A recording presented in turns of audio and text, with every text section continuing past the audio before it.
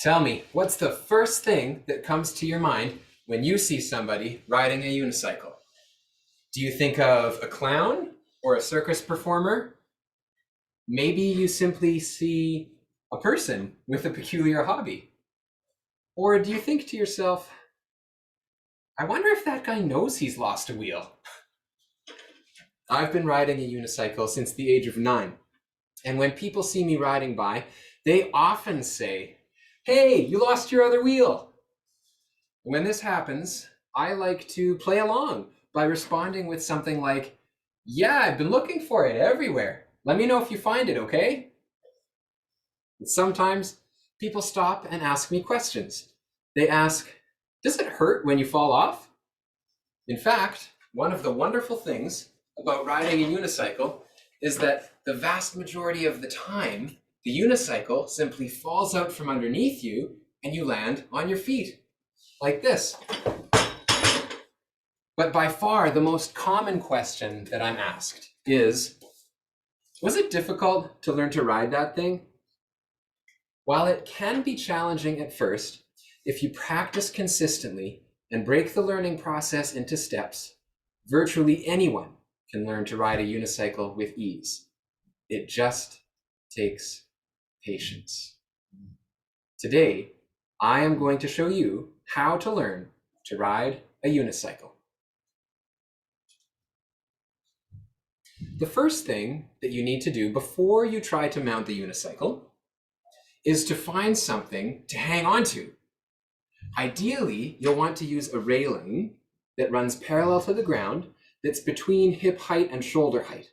Alternatively, a fence can work well, or even a person who's willing to walk alongside you as you clutch them for dear life. And once you have something or someone to hang on to, the first thing you'll want to do is to line up the pedals for mounting. If your right foot is dominant, place the right pedal at its lowest point, like this.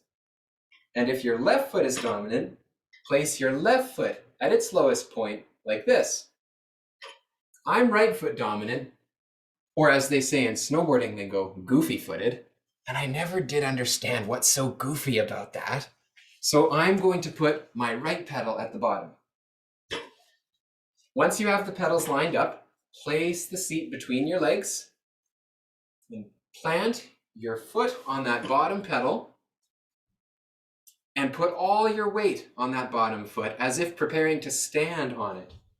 Slowly, while holding on to your fence or railing, or in my case, a wall, bring your center of mass to the point directly over top of the wheel. Now, if you do this in a slow and measured way, you should be able to gently place your other foot on the top pedal. And now you're on the unicycle. You've just tackled the first part that people are afraid of. Now here's what that mount looks like again.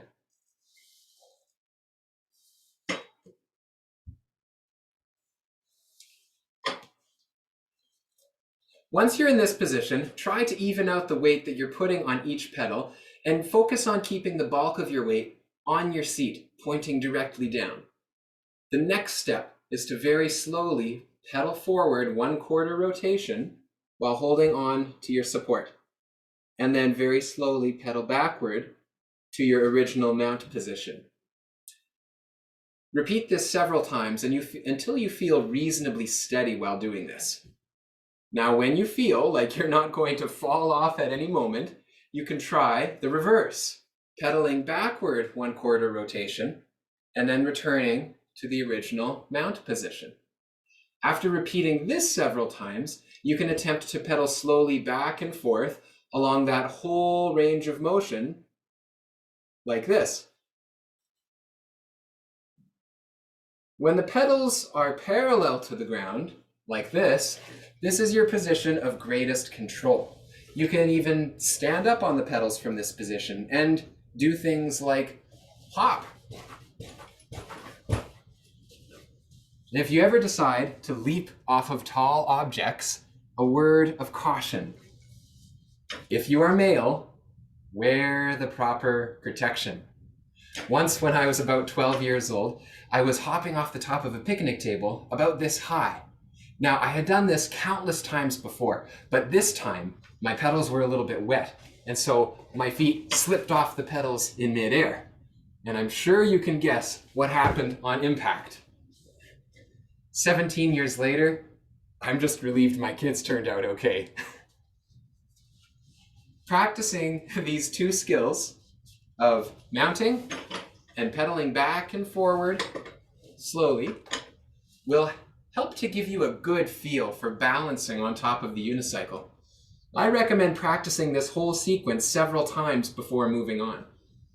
The next step in the process is simply to go a little bit further each time you pedal backwards and forwards.